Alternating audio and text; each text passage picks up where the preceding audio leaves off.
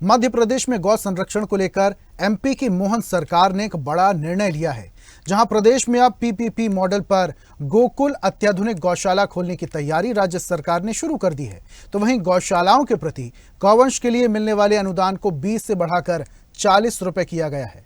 और क्या महत्वपूर्ण फैसले गौवंश के संरक्षण को लेकर कैबिनेट ने किए हैं, इसको लेकर प्रदेश के पशुपालन राज्य मंत्री लखन पटेल से खास बातचीत की विशेष संवाददाता आकाश सेन ने। सुनिए आप भी। मध्य प्रदेश में जल्द ही अब गायों को जो है एक अत्याधुनिक आशियाना मिलेगा। कैसे ये आशियाना मिलेगा, क्या सरकार की योजना है, सीधे बात करेंगे मध्य प्रदेश के पशुपालन मंत्री लखन पटेल सर से। सर, कैसे देख रहे हैं, गायों के लिए अब अत्याधुनिक आशियाना बनाने की तैयारी है, क्या पूरी परिकल्पना है और पीपीपी मॉडल पे कैसे सरकार ने ये पूरी योजना तैयार की है? आपने बहुत अच्छा सवाल उठाया है और बहुत अच्छी बात कही कि हाईटेक, चूँकि हम लोगों ने इसमें जो प्रावधान कर रहे हैं, ये पहले तो इसकी वो गौसा जो हम इसको बना रहे हैं, मध्य प्रदेश का गोकुल धाम योजना इसका नाम दिया है हमने, जिसको कि मतलब हम स्वावलंबी भी कह सकते हैं कि स्वावलंबी गौशालाएं हम बनाएंगे। अब उसमें हम क्या क्या करेंगे और क्या क्या उसको छूट देंगे, पीपीपी मॉडल पे होगा, क्या क्या हम उसमें छूट देंगे, वो विस्तार से अगर हम जाएं उसमें, तो पहला तो ये है कि सरकार उसमें ने एक बाध्यता की है कि 125 एकड़ ज़मीन हम अगर उसको देंगे तो उसको कम से कम 5000 गाय उसमें रखना, गौवंश रखना पड़ेगा उसको। और जैसे जैसे वो बढ़ाता जाएगा, मान लो कहता हमें 10,000 चाहिए तो 125 हम और दे देंगे, मान लो कहता है 11,000 तो 25 एकड़ और दे देंगे, उसमें 5-10 एकड़ हम उसको दूसरे कामों के लिए उसको देंगे।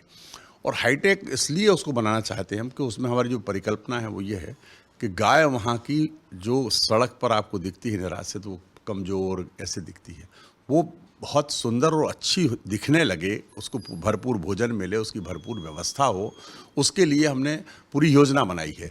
शेड कितने होंगे, एक शेड में कितनी गाय आप रख सकोगे, उसकी क्या नहाने की व्यवस्था क्या होगी, उसकी पीने की व्यवस्था क्या होगी, उसके स्टोर क्या होगा, उसका आपको पानी दाना पानी कितना देना पड़ेगा, उसके पास डॉक्टर्स की टीम कितनी होगी, बाकी सारी चीज़ें उसमें प्रावधान है कि आपको ये कंपलसरी ये करना पड़ेगा, इतने डॉक्टर रखना पड़ेंगे, इतने ABFO रखना पड़ेंगे।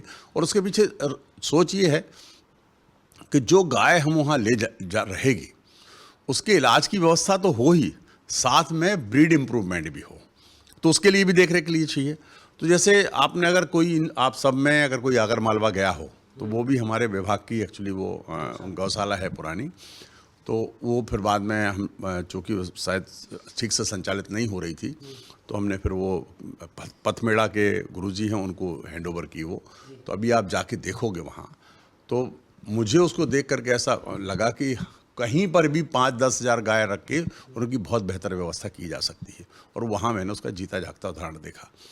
तो वो उस मॉडल पे जैसा हम लोगों ने, वो हमारा ही मॉडल है, तो वैसे हम उसको बना रहे कि एक शेड होगा, अगर मान लो 30,000 फुट का शेड होगा तो उसमें लगभग 300 से ज़्यादा हम गाय नहीं रखेंगे, और उसमें 1 या 2 परिवार उसी के अंदर रहेंगे जो उन सबकी देखरेख 24 घंटे करेंगे, उनके खाने की व्यवस्था ठीक चल रही कि नहीं चल रही, उसको पानी की व्यवस्था ठीक चल रही कि नहीं चल रही, और उनको घूमने के लिए उसके साथ उतना ही एरिया का अलग पार्ट होगा।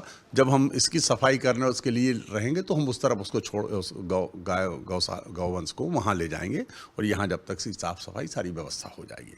तो ये परिकल्पना तो यहाँ तक है कि लोग वहाँ पर पिकनिक मनाने भी जा सकें और अपने बच्चों के और खुद के जन्मदिन मनाने भी वहाँ जाएं। और अभी तक देखने में आता था लोग जंगलों में बाघ देखने मध्य प्रदेश आते थे, अब गौशालाओं में गायों को देखने आएंगे। बिल्कुल बिल्कुल, ये आपने सही बात कही, बिल्कुल गाय देखने आएंगे और व्यवस्था देखने आएंगे। और मैं तो आपको एक बात बताना चाहता हूँ, जब मैं एक दिन यशस्वी मुख्यमंत्री छत्तीसगढ़ के साथ में आ रहा था, तो जब ये बात हो रही थी, अभी कुछ दिन 2-3 महीने पुरानी बात है, मेरी बात हो रही, जब मैंने उनको अपनी कल्पना बताई तो उन्होंने मुझसे कहा कि यार आपकी योजना बन जाए तो मेरे यहाँ ज़रूर, मैं उनके साथ एक उनके प्रमुख सचिव थे, उनको उन्होंने बोला कि नंबर रखो और जैसे इनकी योजना बनती है तो आप लेके आओ और अपने यहाँ लागू करो। नहीं सर, एक चीज़ समझना मैं चाह भी रहा था कि प्लानिंग तो बहुत बार होती है, आपने खुद भी इस बात को कहा है कि आपके मन में टीस थी जब सड़कों पर आप गायों को देखते थे, कई बार सड़क दुर्घटना में उनकी मौत हो जाती थी, और कई गौशालाएं जो सरकार से अनुदान लेकर चल रही हैं वहाँ पर भी कई बार अव्यवस्थाएं होती है। तो सबसे बड़ी इसमें चीज़ होगी मॉनिटरिंग की, क्योंकि पीपीपी मॉडल है तो मॉनिटरिंग सरकार कैसे करेगी, उसकी क्या पूरी कवायद रहेगी? रहेगी, क्योंकि आप इसको रोजगार से भी जोड़ रहे हैं, गोबर गैस प्लांट भी वहां लगेगा, तमाम चीजें। तो जहां पर ये सारी चीजें आ जाएंगी, जब लोगों को लगने लगेगा कि नहीं भाई धन का उपार्जन, सारी चीजें हो रही हैं, तो क्या फिर लगता है आपको गायों की देखरेख होगी? और अगर होगी तो वो फिर मॉनिटरिंग कैसे करेंगे? देखिए, एक सिंपल सी बात है कि जब आपको किसी चीज़ से पैसा मिलता है, आपका मान लीजिए जो आप धंधा करना चाह रहे हो वो चाहिए, अगर आपको गाय के गोबर से गोबर गैस सीएनजी बनाना है तो उसको खिलाना तो पड़ेगा। जब खिलाओगे तभी ना गोबर देगी वो। तो उसकी हेल्थ ठीक रखोगे उसको, तब वो गोबर देगी, क्योंकि आपको गोबर से सीएनजी बनाना है। तो उसकी व्यवस्था तो वैसे ही आप करोगे, चिंता करोगे। एक बात। दूसरी बात, ऐसे लोगों को हम लोग देने का प्रयास करेंगे जिनका भाव सिर्फ पैसा कमाना नहीं हो, जिनका भाव गौ सेवा भी हो। और मैं आपको बताऊं, मेरे से बहुत सारे लोग जो आए इस बीच में मिलने कि साहब हम इसको इस भाव से करना चाहते हैं, हम गौ सेवा भी हो, और चूंकि सिर्फ एक कहावत है ना, भूखे भजन ना होए गोपाला, हम सिर्फ उसको करते रहेंगे तो इतनी गौवंश को हम कैसे रखेंगे? तो हमको मतलब उससे आय भी हो, कि आय मतलब प्रॉफिट ना हो, बहुत प्रॉफिट ओरिएंटेड ना हो, लेकिन वो इतनी तो हो कि उसका खर्चा उसी से चल जाए। तो हम उसकी सेवा भी कर लेंगे और उसके साथ साथ व्यापार भी कर लेंगे। तो हमने उसमें इसलिए उसमें सब ये प्रावधान किए हैं, उन लोगों से बात करके, बहुत सारे लोगों से चर्चा होने के बाद। सर एक चीज़ और समझना चाह रहा था, इस योजना का नाम डॉक्टर अंबेडकर जी के नाम पर रखने की कवायद, क्योंकि 14 अप्रैल को सीधे तौर पर जयंती भी है, तो उसको भी पहले मुख्यमंत्री पशुपालन योजना थी, अब उसको डॉक्टर अंबेडकर जी के नाम से रख दिया गया। नहीं, ये मुख्यमंत्री पशुपालन जो योजनाएं हैं ये अलग हैं, 8 हमारे घटक हैं उसमें, वो अलग अलग चल रही हैं। उसमें ये उसी के चूंकि उनका विस्तारीकरण हमने किया है अभी, क्योंकि वो कई योजनाएं ऐसी थी जो 24-25 में समाप्त हो रही थी। अब तो उनको फिर से कंटिन्यूटेशन करना, तो एक तो कंटिन्यूटी हमने उसकी की, और साथ में उसी में हमने एक योजना जोड़ी कि 25 गाय हम किसान को या कोई भी होगा उसको फाइनेंस करवाएंगे। उसमें हम 25% और 33% अलग अलग योजना के हिसाब से अनुदान देंगे। तो वो उसका नाम हमने दिया है डॉक्टर भीमराव अम्बेडकर कामधेनु योजना, वो ये है। और जो हमारी जो है मध्य प्रदेश गोकुल धाम योजना, जिसको हम गौशालाओं बड़े रूप में जो गौशाला का हम उपयोग करेंगे, वो है ये।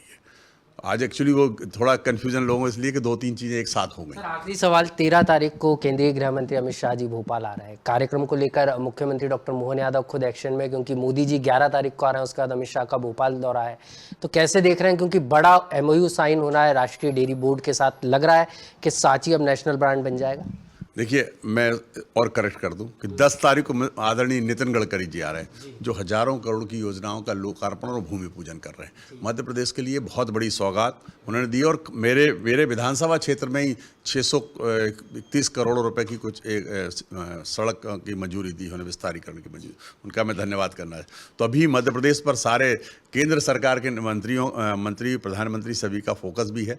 उसी में नितिन गडकरी जी 10 तारीख को, 11 तारीख को माननीय हमारे यशस्वी प्रधानमंत्री जी, और 13 तारीख को हमारे यशस्वी गृह मंत्री आदरणीय अमित शाह जी आ रहे हैं। तो उस दिन हमारा NDDB के साथ MOU भी होगा, और साथ में सहकारिता, चूँकि देश के सहकारिता मंत्री भी हैं, तो उसकी समीक्षा भी करना चाह रहे हैं वो। समीक्षा से आशय ये है कि पैक्स हमारी जो है, जो हमारी प्राइमरी सोसाइटी हैं, जो नीचे तक ज़मीन से जुड़ी है, हर किसान से जुड़ी हुई है, उसका मजबूतीकरण कैसे हो, उसको हम मल्टीपल कैसे बनाएं, उसको बहुत सारे दूसरे काम, अभी तो पैक्स एक ही काम करती है कि किसानों को ऋण लेना और बांटना और वसूली करना, उसके साथ साथ कई जगह राशन दुकानें चलाती।